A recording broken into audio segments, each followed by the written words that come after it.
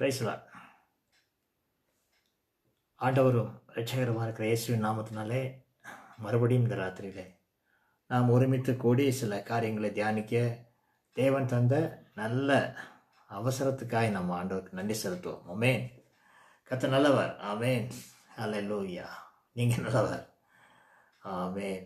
ஒவ்வொரு நாளும் அவருடைய கிருபை நம்மளை தாங்கி நடத்துகிறது. இந்த நேரம் வரையிலும், இந்த செகண்ட் வரையிலும் அவர் உங்களையும் என்னையும் விட்டு விலகுவதும் இல்லை, நம்மை கைவிடுவதும் இல்லை. அதான் அவர் கொடுத்த அந்த ஆசீர்வாதம். அவர் நம்மோடு கூட இருந்து நம்மில் அவர் மகிழ்கிறார். ஆமென். அன்று ஆபிரகாமின் தேவன் என்றும் ஈசாக்கின் தேவன் என்றும் யாக்கோபின் தேவன் என்று அறியப்பட்டவர் இன்று நம்முடைய தேவன் என்று சொல்வதில் அவர் சந்தோஷப்படுறார். நம்முடைய தேவன், நம்முடைய அப்பா, அந்த உறவில் நம்ம வந்துட்டோம். எப்போவுமே நான் அதான் பேசுகிறேன். கடவுள் என்கிற ஒரு தூர நோக்கம் அல்ல, ஒரு தொலைநோக்கம் அல்ல. அப்பா என்கிற உறவின் அடிப்படையிலான ஒரு சுவிசேஷம்தான் இன்னைக்கு ஜனங்களை உயிர்ப்பிக்கக்கூடியதாக இருக்கிறது. உறவின் அடிப்படையிலான ஒரு சுவிசேஷம், அதுதான் தேவன் விரும்புகிறார். தேவன் நம்மிடத்தில் உறவு கொள்ள விரும்புகிறார், நம்மிடத்தில் பேச விரும்புகிறார். அதான் ஜெபம். நம்ம அவரிடத்தில் பேசுவதும் அவர் நம்மிடத்தில் பேசுவதும் தான் ஜெப நேரம். இப்போ நம்ம ஒருத்தருக்கு ஒருத்தர் பேசுகிறோம், பார்க்குறோம், கேட்குறோம், ஃபோன் வழியாக கம்யூனிகேட் பண்ணுறோம். அப்போ ஒன் வே கம்யூனிகேஷன், அது யாரும் பதில் பேச மாட்டாங்க. காதில் ஆமாம் அப்படிதான் ஏதாவது பதில் பேசிக்கிட்டே இருந்தால் தான் நம்ம பேச முடியும். அப்போசிட் சைடில் சைலண்டாக இருந்தாச்சுன்னா நம்ம ஃபோனை எடுத்து இப்படி பார்ப்போம், கட்டாக இருக்கும். எனக்கு அப்படி ஆயிருக்கு நிறைய நேரங்களில். நான் பாட்டுக்கு பேசிகிட்டே இருப்பேன், அவங்க எஸ் அல்ல மூளணும். அது மூளலைன்னு சொன்னால் ஃபோன் எடுத்து பார்த்தா அங்கே கால் கட்டாக இருக்கும். அப்போ நம்ம மட்டும் பேசிகிட்டு இருக்க மாட்டோம், வச்சிருவோம். அதே போல் ஜெபம் என்பது ஒன்வே அல்ல. அநேக இந்த பலசரக்கு பலவஞ்சன கடையில் போய் லிஸ்ட்டு கொடுப்பாங்க. மல்லிப்பொடி, மிளகுப்பொடி, ஜீரகம், கடுகு, உப்பு, இப்படி லிஸ்ட்டு கொடுத்துட்டு கடைக்காரன்ட்ட கொடுத்தா அவன் அதை போட்டு கொடுப்பான். இன்னைக்கு அந்த மாதிரி லிஸ்ட்டு போட்டு கொடுத்து ஆண்டவர்கிட்ட பெற்றுக்கொள்வது அல்ல ஜெபம்.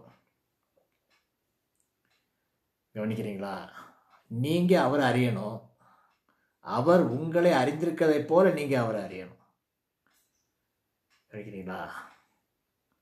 அதாங்க உறவு. தேவனோடு உள்ள உறவுன்னு சொன்னால், அவர் உங்களை எப்படி புரிந்து வைத்திருக்கிறாரோ, அவர் நம்ம எப்படி பார்க்கிறாரோ அப்படியே நாம் நம்மை பார்க்க கற்றுக்கொள்ள வேண்டும். அதான் தேவன் நம்மளை எதிர்பார்க்கிறார். ஒன்வே கம்யூனிகேஷன் வேண்டாம். அவர் பேச நம்ம கேட்க ஆரம்பிக்கணும். அவருடைய சத்தத்துக்கு நம்ம செவி சாய்க்க தெரியணும். உலகத்தில் எத்தனையோ சத்தங்கள் கேட்குறோம் இல்லையா? உலகத்தில் எத்தனையோ சத்தங்கள், நிறைய சத்தங்கள் கேட்குறோம். நம்ம ரோட்டில் போகிறோம், பஸ்ஸில் போகிறோம், காரில் போகிறோம், சந்தையில் போகிறோம், மார்க்கெட் பிளேஸுக்கு போகிறோம், அங்கே எல்லாரும் பேசுகிறாங்க. அந்த சத்தம் நமக்கு ஒரு டிஸ்டர்பன்ஸாகவே தெரியாது. ஏன்னா அந்த அந்த அந்த சவுண்டு கூட நம்மளும் மிங்கிளாகி போயிட்டே இருக்கிறோம். ஆனால் உங்களுக்கு வேண்டிய ஒரு நபர் உங்களுக்கு ஃபோன் பண்ணும்போது அந்த சந்தடியில் நின்று பேசும்பொழுது கேட்காது. மறுபடியும் கேட்கல, தெளிவாக கேட்கல. ஒரு மினிட், நான் இப்போ தனியாக வாரேன்னு சொல்லிட்டு ஃபோனை எடுத்துகிட்டு தனியாக போய் மற்ற சவுண்டெல்லாம் கட் பண்ணிவிட்டு அதில் நம்ம கவனத்தை வைக்காமல், அது நமக்கு டிஸ்டர்பன்ஸ் ஆகாமல் தனியே போய் அவர்கிட்ட பேசுகிற பார்த்தீங்களா? ஏன்னா நமக்கு வேண்டப்பட்டவர், அவர் என்ன சொல்கிறான்னு சொல்லி கேட்குற பார்த்தீங்களா? அதை போன்றது தான் தேவன் என்ன சொல்கிறார் என்று. இந்த சந்தடியெல்லாம், உலகத்தில் உள்ள எவ்வளோ சந்தடிகள் இருக்குது, அதையெல்லாம் மாற்றிட்டு தேவனத்தை தனியாக போய், அப்பா நீங்கள் சொல்லதை கேட்குறேன், பேசுங்க அப்படின்னு சொல்லி காதில் வச்சு நம்ம கேட்குறோம் பார்த்தீங்களா? அதாங்க உறவு. ஒரு சாதாரண ஒரு இம்பார்ட்டன்ட் பர்சனுடைய விஐபியுடைய ஃபோன் காலுக்கே நம்ம அவ்வளோ இம்பார்ட்டன்ஸ் கொடுத்தாச்சுன்னு சொன்னால், இது நம்முடைய தகப்பன், பரம தகப்பன், ராஜாதி ராஜா, கிங் ஆஃப் தி வேர்ல்டு, பரலோக ராஜ்யத்தை நமக்கு தந்தவர். அவர் நம்மகிட்ட பேசும்போது சத்தம் கேட்கணுமா வேண்டாமா? ஆமென். இன்னைக்கு அதை பற்றி சில காரியங்கள் நான் உங்களோட பேச விரும்புகிறேன். மத்தேயு எழுதின சுவிசேஷம் 6ஆம் அதிகாரத்தில் வருவதற்கு முன்னாடி லூக்கா எழுதின சுவிசேஷம் அதனுடைய 11ஆம் அதிகாரத்தில் நான் சொல்கிறேன். 11ஆம் லூக்கா எழுதின சுவிசேஷம் அதனுடைய 11ஆம் அதிகாரம். அவர் ஒரு இடத்தில் ஜெபம் பண்ணி முடித்த பின்பு அவருடைய சீஷரில் ஒருவர் அவனை நோக்கி, ஆண்டவரே, யோவான் தன் சீஷருக்கு ஜெபம் பண்ண போதித்ததைப் போல நீரும் எங்களுக்கு போதிக்க வேண்டும் என்றார். இப்போ யோவான் ஸ்நானகன் அவர் தன்னுடைய சீஷருக்கு ஜெபம் பண்ண கற்றுக் கொடுத்ததை போல நீங்களும் எங்களுக்கு ஜெபம் பண்ண கற்றுத்தாங்க அப்படின்னு தான் கேட்குறார். அதற்கு அவர் சொல்றார், நீங்கள் ஜெபம் பண்ணும்போது எப்படி சொல்லணுமா? பரமண்டலங்களில் இருக்கிற எங்கள் பிதாவே. இயேசுவே சீசர்ட்டு சொல்லிக் கொடுக்கும் பொழுது என் பிதாவேன்னு அவர் சொல்லுவார், என்னுடைய அப்பா. இப்போ நீங்கள் ஜெபம் பண்ணும்போது பரமண்டலங்களில் இருக்கிற எங்கள் பிதாவே அப்படின்னா நம்மளையும் அவரோடு சேர்க்கிறார். அவருடைய பிதா இன்னைக்கு நம்முடைய பிதாவாக மாறுறார். அவருடைய பிதா இன்னைக்கு உங்களுடைய பிதா, என்னுடைய பிதா. இப்போ அவர் சொல்றார், பரமண்டலங்களில் எங்கள் பிதாவே, உம்முடைய நாமம் பரிசுத்தப்படுவதாக, உம்முடைய ராஜ்யம் வருவதாக, உம்முடைய சித்தம் பரமண்டலத்திலே செய்யப்படுவது போல பூமியிலும் செய்யப்படுவதாக சொல்லிக் கொடுக்கிறார். அவருடைய சித்தம் என்னன்னா, பரமண்டலங்களுக்கு செய்யப்படுவது போல பூமியில் செய்யப்படணும். ரெண்டுக்கும் ஈக்குவலா பரமண்டலத்தில் போல பூமியை மாற்றணும். அதான் உங்கள் கையில் கொடுக்கப்பட்ட அதிகாரம். அவருடைய வாஞ்சை என்னன்னா, அவர் பரலோகத்தில் எப்படி இருக்கிறார் அதே மாதிரி நீங்களும் இந்த பூமியை பரலோகமாக மாற்றணும். ஹெவன் ஆன் எர்த்துன்னு சொல்லுவாங்க. Heaven on earth. அதான் நான் ஏற்கனவே சொல்லிட்டு இருக்கிறேன். அந்த டெரிட்டரி ஒரு கோலனைசேஷன் சொன்னோம். ஒரு ராஜா தன் பிடித்த ராஜ்யத்தை அவனுடைய கல்ச்சர், அந்த ராஜாவினுடைய தேசத்தினுடைய கல்ச்சரை அவர் பிடிச்ச ராஜ்யத்துக்கு மேலே கொண்டு வருவார். கல்ச்சர் அதான் பரலோக ராஜ்யத்தினுடைய கலாச்சாரம். பரலோக கிங்டம் கல்ச்சர் இன்னைக்கு பூமியில் நடக்கணும். அதுதான் அவர் விரும்புகிறார். அதற்கு தான் உங்களை என்னை இந்த பூமியில் வச்சிருக்கிறார். உங்களை சும்மா தெரிந்தெடுத்து வைக்கல. தேவனுடைய பிரஜைகளாக, தேவனுடைய ராஜ்யத்தினுடைய அம்பாசடராக உங்களை என்னை இந்த பூமியில் எதற்கு வச்சிருக்கார் சொன்னால், அவர் எப்படி பரலோகத்தில் செயல்படுறாரோ அதை போல நீங்களும் இந்த பூமியில் அவருடைய நாமத்தில் செயல்பட தான் தேவன் நம்மளை அழைச்சிருக்கிறார். எல்லாம் உங்களுக்கு கீழ்ப்படியுங்க. கீழ்ப்படியாத ஒன்றுமே இல்லை. எல்லாம் உங்களுக்கு கீழ்ப்படியும். ஏன்னு சொன்னால் அத்தாரிட்டி அவர் உங்களுக்கு கொடுத்துருக்கிறார். அதை யூஸ் பண்ண தெரியணும். அதான் சொல்கிறாரு,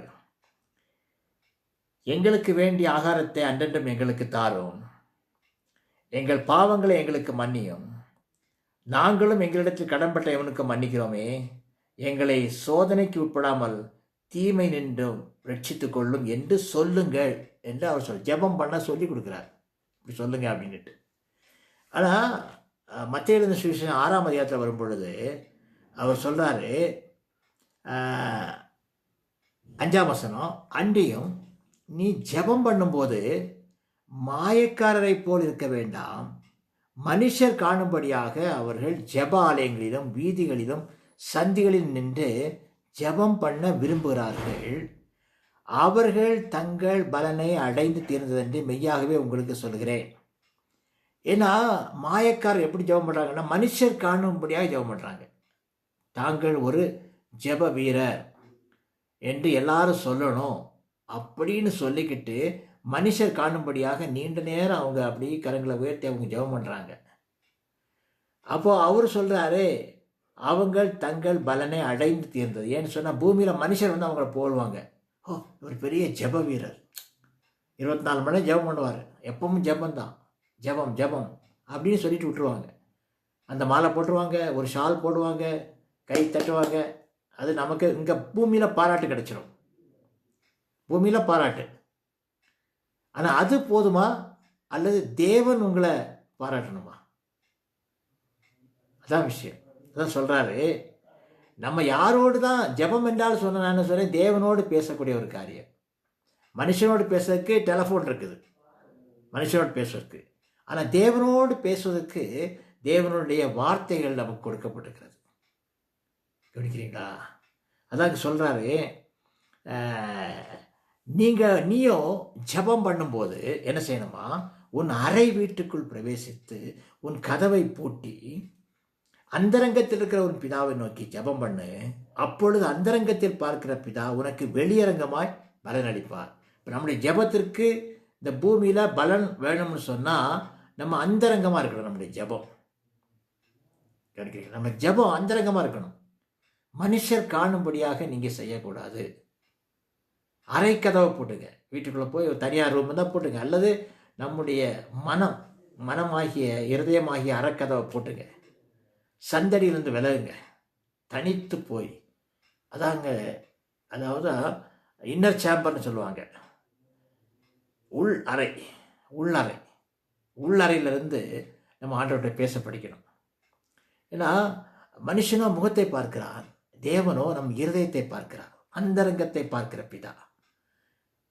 அந்தரங்கம் யாரோடு லிங்க் ஆயிருக்கணும்னு சொன்னால் தேவனோடு லிங்க் ஆயிருக்கணும். அந்தரங்கத்தில் அவரோடு கூட உள்ள உறவு. இதான் அவர் சொல்கிறாரு, அந்தரங்கத்தில் பார்க்கிற உன் பிதா வெளியரங்கமாய் உனக்கு பதிலளிப்பார். நீ எதை கேட்டாலும் அவர் பதில் செய்வாருங்க. இதான் உண்மை. ஜெபம் முன்பு சொல்கிறாரு, நீங்கள் அஞ்ஞானிகளைப் போல வீண் வார்த்தைகளை அலப்பாதீங்க. அவங்க அதிக வசனப்பினால் தங்கள் ஜெபம் கேட்கப்படும் நினைக்கிறாங்க. அவங்க நிறைய வார்த்தைகளை சொல்லிட்டே இருப்பாங்க இல்லையா? ஜெபம் பண்ண ஆரம்பிக்கும் போதே, நீர் பரிசுத்த, நீர் வானம் கொள்ளாதவர், நீர் சர்வத்தை ஆளுகிறவர், சர்வபூமிக்கு ராஜா, ஆதியம் அந்தமானவர், முதல முடி, இது அவரை ப்ரைஸ் பண்ணக்கூடியதாக. இது அவரை நம்ம ப்ரைஸ் பண்ணதுக்கு இந்த வார்த்தைகள் யூஸ் பண்ணுறோம். ஆனால் ஜெபம் பண்ணும்போது நம்முடைய இன்டிமசியை தான் அதில் அவர் பார்க்குறாருங்க. Intimacy with God. இன்டிமசினா இன்டு மீ சி, நம்முடைய உள்ளான ஒரு பார்வை. Into me see, intimacy with God. நினைக்கிறீங்களா? இன்டிமசி வித் காட் அது எப்படின்னு சொன்னால், ரொம்ப அலட்டக்கூடாது. திஸ்பியனாகிய ஏலியா அவன் சொல்கிறான், கர்த்தருக்கு முன்பாக நிற்கிற நான். அவன் சொல்கிறான், எப்பவுமே அவன் கர்த்தருக்கு முன்பாக நிற்கிறான். பழைய ஏற்பாட்டில் இருக்குது. என்னுடைய வாக்கின்படியே அல்லாமல் இந்த இடத்துல மழையும் மஞ்சும் பனியும் பெய்யாத அப்படிங்கிறான். நான் சொல்கிறேன் அப்படிங்கிறான். என்னுடைய வாக்கின்படி அல்லாமல் இந்த இடத்துல மஞ்சும் மழையும் பெய்யாது அப்படிங்கிறான். அதே போல் 3 வருஷம் 6 மாதம் மழை இல்லாமல் ஆயிடுச்சு, என் வாக்கின்படி அல்லாமல். ஏன்னா ஏன் அப்படி சொன்னான்னா, அந்த இடத்துல விக்கிரக ஆராதனைக்காரங்க இருந்தாங்க, அந்நிய தேவதைகளை ஆராதிக்கக்கூடியவங்க. அவங்க சொல்கிறாங்க, மழையெல்லாம் எங்கள் தெய்வம் தான் அதை கொண்டு வருது, இந்த தேசத்தில் மழை பெய்ய வைக்கிறது எங்கள் தெய்வம் தான் அப்படின்னு அவங்க சொல்லிட்டு இருக்காங்க, அதை நம்பிக்கிட்டு இருக்காங்க.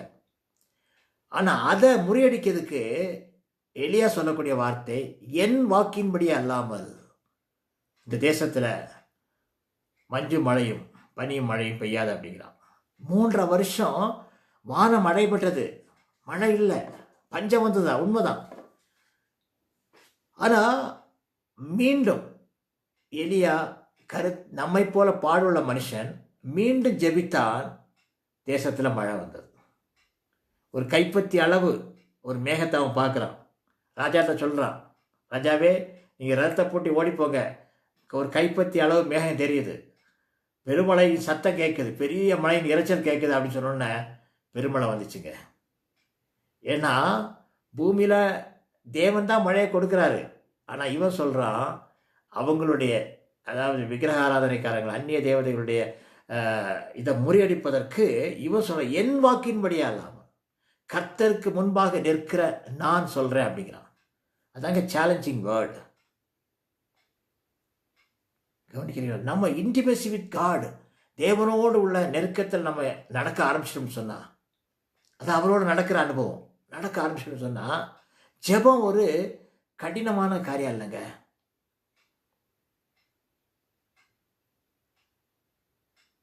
புரியுதா உங்களுக்கு? ஏன்னு சொன்னால் நம்ம எப்போவுமே அவருடைய சத்தத்தை கேட்டு கேட்டு கேட்டு கேட்டு நம்ம பழகிட்டோம்னு சொன்னால், பாருங்களேன், உங்கள் பிள்ளைகள் உங்களை கூப்பிடுறாங்க. கூப்பிடும்போது ஹலோ யார் பேசுகிறீங்க? அவங்க எந்த புதிய நம்பர்லேருந்து கூப்பிட்டாலும் அவங்க சத்தத்தை கேட்ட உடனே மக்களே அப்படின்னு பேசுகிறோம், மோளேன்னு கேட்குறோம். அது எப்படி? ஏன்னா அந்த சவுண்டு, அந்த அவங்களுடைய சத்தம் நமக்கு அறியப்பட்ட ஒரு சத்தம். யாராக இருக்கட்டும் இல்லையா, உங்கள் மனைவியாக இருக்கட்டும், உங்கள் புருஷனாக இருக்கட்டும், ஒரு ஃபோன் வரும் பொழுது ஹலோ நீங்கள் யார் பேசுகிறீங்க அப்படின்னு கேட்க மாட்டோம். சொல்லுங்கள், சொல்லுங்கள் சொல்லுங்கள் அப்படி தான் கேட்போம். சொல்லுமா அப்படி தான் கேட்போம். ஏன்னா நம்முடைய இன்டிமசி அவ்வளோ இருக்குது. நம்முடைய சத்தத்தை அவங்க அறிஞ்சிருக்காங்க, அவங்க சத்தத்தை நம்ம அறிஞ்சிருக்கிறோம். அதே போல் தேவன் பேசக்கூடிய இந்த ஒரு காரியத்தில் தேவனுடைய சத்தத்தை தெளிவாய் அறிந்திருக்கணும். அதுக்கு தான் இந்த இந்த பைபிளில் உள்ள வேத வசனங்களை நம்ம என்ன செய்யணும், எப்பவும் வாசிக்கும் பொழுது தேவனுடைய வார்த்தை நமக்குள்ளே இருக்கும். இது தேவனுடைய வார்த்தை தான் வருது அப்படின்னு சொல்லி நம்ம நிச்சயமாக நம்ப முடியும். இந்த பழைய காலங்களில் இப்போ தான் பேங்க்லலாம் நோட் எண்ணுக்கு மெஷின் வந்திருக்குது. நோட் எண்ணுக்கு மெஷின், அதில் ஒரு கள்ள நோட்டு வந்தாச்சுன்னா அது உடனே தனிச்சு எடுத்துரும். பழைய செல்லாத நோட்டு வந்தாலே, அதாவது அரசாங்கத்தால் தள்ளப்பட்ட நோட்டு அது வந்தாலே அது தனியாக எடுத்துருது மிஷின். அது இப்போ உள்ள கண்டுபிடித்தாங்கள். ஆனால் பழைய காலங்களில் நாங்கள்லாம் அந்த பேங்க் இன்டர்வியூக்கு போகும்போது எங்களுக்கு சொல்லிக் கொடுப்பாங்க. எப்படின்னு சொன்னால், ஒரு 100 ரூபா நோட்டு வச்சுருப்பாங்கன்னா 100 ரூபா நல்ல நோட்டை எங்கள் கையில் எண்ண தருவாங்க. நாங்கள் 100 ரூபா நல்ல நோட்டை எண்ணிட்டே இருப்போம். அப்படி தான் எண்ணிட்டு. அப்போ கொஞ்ச நாள் அந்த நல்ல நோட்டையே கையில் புழங்கும்போது இடையில ஒரு நாளைக்கு ஒரு பேப்பரை வச்சுருவாங்க. இடையில அதே மாதிரி நோட் பேப்பரை வச்சுருவாங்க. நம்ம எங்கேயா பார்த்துட்டு எண்ணிட்டே இருந்தாலும் அந்த பேப்பர் வரும்போது, அந்த நோட்டு ரூபாய் அல்லாத ஒரு நோட்டு வரும்போது நம்ம கை அதில் நிற்கும். உடனே திரும்பி பார்ப்போம், அது வந்து வெறும் பேப்பர். உடனே என்ன கண்டுகொள்ள முடியும்? அதே போல தான் தேவனுடைய வசனங்களை, தேவனுடைய வார்த்தைகளே நம்ம புழங்க ஆரம்பிக்கும் பொழுது, இது தேவனுடைய வார்த்தை அல்லாத ஒரு காரியம் இடையில வரும் பொழுது டக்கு நாங்கள் ஸ்டாப் பண்ணிட்டு, இது என்ன, இதில் என்ன ஏதோ வித்தியாசம் இருக்குன்னு சொல்லி நம்ம பார்ப்போங்க. கவனிக்கிறீங்களா? அதாங்க இந்த வார்த்தையை நம்ம கவனிக்கும் போது இது தேவன் பேசக்கூடிய வார்த்தை தான். சில வார்த்தைகள் வந்து மருவி சொல்லுவாங்க. அது வந்து பிசாசு வந்து சில வார்த்தைகளை கேட்கும். தேவன் பேச மாதிரி தான் இருக்கும், ஆனால் அதில் கொஞ்சம் வித்தியாசத்தை பார்த்துடலாம், கண்டுபிடிச்சிடலாம். இது யார்? இது தேவன் பேசக்கூடிய வார்த்தை இல்லை, தேவனுடைய வார்த்தை இல்லை. ஆமென். எரேமியா 29:12 சொல்கிறாரு, நான் உங்களை குறித்து வைத்திருக்கும் நினைவுகள் அது தீமைக்கானவைகள் அல்ல, அது நன்மைக்கு ஏதுவான நினைவுகள். தேவன் எப்போதும் நம்முடைய நன்மை தான் செய்வாங்க, தீமையை செய்கிற தேவனே அல்ல. அப்போ அதான் அவர் சொல்கிறாரு, நீங்கள் அஞ்ஞானிகளைப் போல ரொம்ப போட்டு அலப்பாதீங்க. ஜெபம் கேட்கப்படும் என்று சொல்லி அடுக்கு மொழிகளை சொல்லி சொல்லி சொல்லி கேட்க வேண்டாம். அப்பா, ஒரே ஒரு வார்த்தை, அப்பா. இயேசு கிறிஸ்து அப்பாட்ட அப்படிதான் பேசுகிறார். அப்பத்தையும் 5 அப்பத்தையும் 2 மீனையும் வச்சுட்டு பிதாட்ட சொல்கிறாரு, ஸ்தோத்திரம், ஆசீர்வதிக்கிறார். எடுத்து வானத்தை ஆசீர்வதித்து பிட்டு கொடுக்குறார். அவ்வளோதான். கவனிக்கிறீங்களா? லாசருவே வெளியேவான்னு சொல்லக்கு முந்தி அவங்க இவர் அவருக்கு இன்டிமேசி இருக்குது, ஆனாலும் மற்றவங்க கேட்கும்படியாக தான் அவர் ஜெபம் பண்ண அந்த இடத்துல, அவங்களுக்கு ஒரு விசுவாசத்தை கொண்டு வரணும்னு சொல்லி. கவனிக்கிறீங்களா? அப்போ அப்படிப்பட்ட ஒரு இன்டிமசியில் நம்முடைய அந்தரங்க வாழ்க்கையில், அந்தரங்கத்தில் தேவன் நம்மோடு கூட இடைபடக்கூடிய காரியங்களை நம்ம அறிய அறிய அறிய அறிய நம்முடைய வாழ்க்கை ஸ்டைலே மாறுங்க. நம்ம ஜெப வாழ்க்கையே மாறிடும். ஜெபம் நமக்கு ஒரு மூச்சு தாங்க.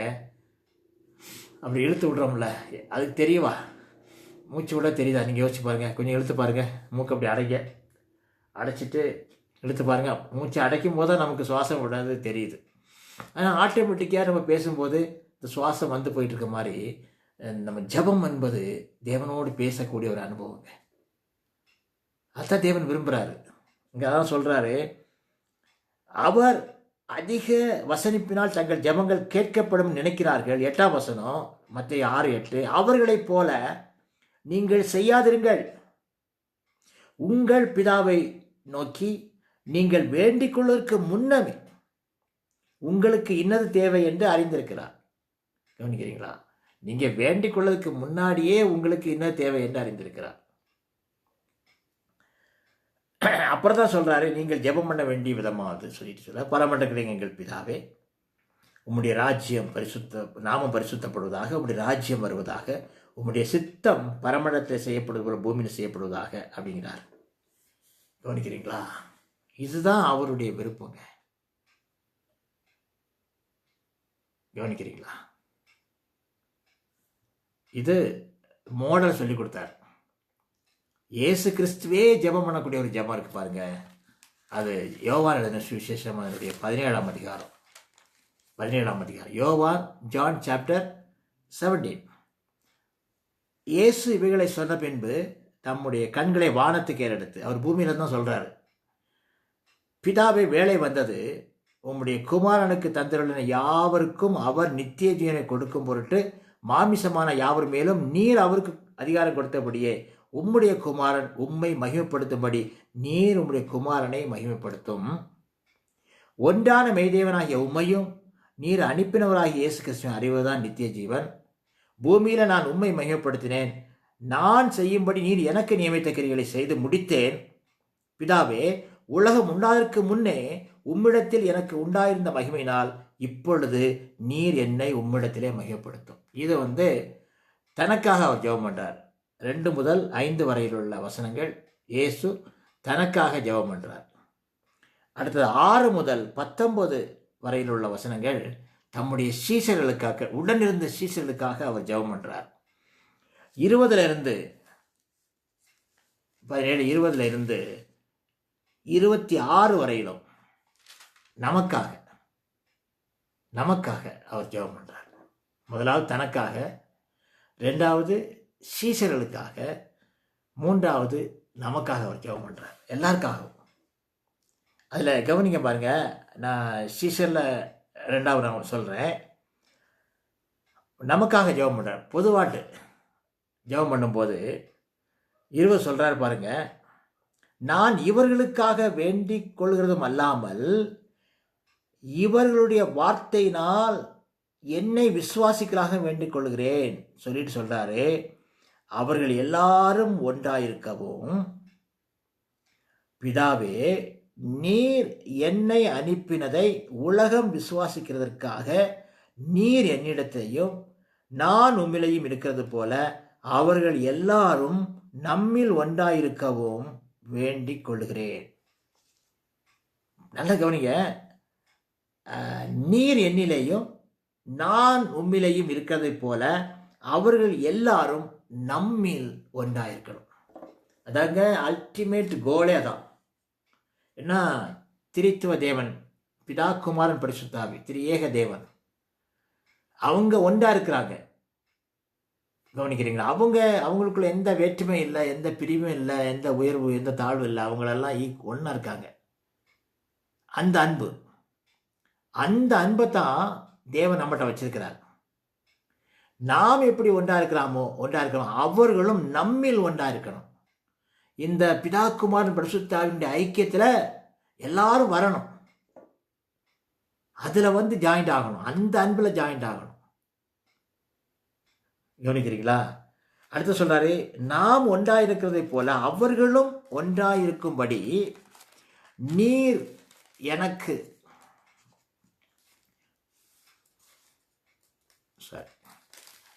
எனக்கு தந்த மகிமையை நான் அவர்களுக்கு கொடுத்தேன். மகிமையை தந்துட்டார். அவருடைய மகிமை, பிதா குமாரனுக்கு கொடுத்த மகிமையை இன்னைக்கு அவர் நமக்கு தந்துட்டாருங்க. நாம் ஒன்றாயிருக்கிறது போல அவர்களும் ஒன்றாயிருக்கும்படி நீர் எனக்கு தந்த மகிமையை நான் அவர்களுக்கு கொடுத்தேன். ஒருமைப்பாட்டில் அவர்கள் தேர்வுகளாயிருக்கும்படி நீர் என்னை அனுப்பினதையும் நீர் என்னின் அன்பா இருக்கிறது போல அவர்களிடம் அன்பா இருக்கிறதையும். அப்போ பிதா இயேசுவிட்டு அன்பா இருந்ததை போல பிதா நம்மிடத்தில் அன்பா இருக்கிறார். எப்படி இயேசுவை அன்பு செலுத்தினாரோ அதை போலத்தான் நம்மிடத்தில் அவர் அன்பு செய்கிறார். 1 இன்ச்சு போலும் கூட்டமோ குறைக்கவில்லை. நீர் என்னில் அன்பா இருக்கிறது போல அவர்களிலும் அன்பா இருக்கிறதையும் உலகம் அறியணும். நான் அவர்களிலும் நீர் என்னிலும் இருக்கும்படி வேண்டிக் கொள்கிறேன்.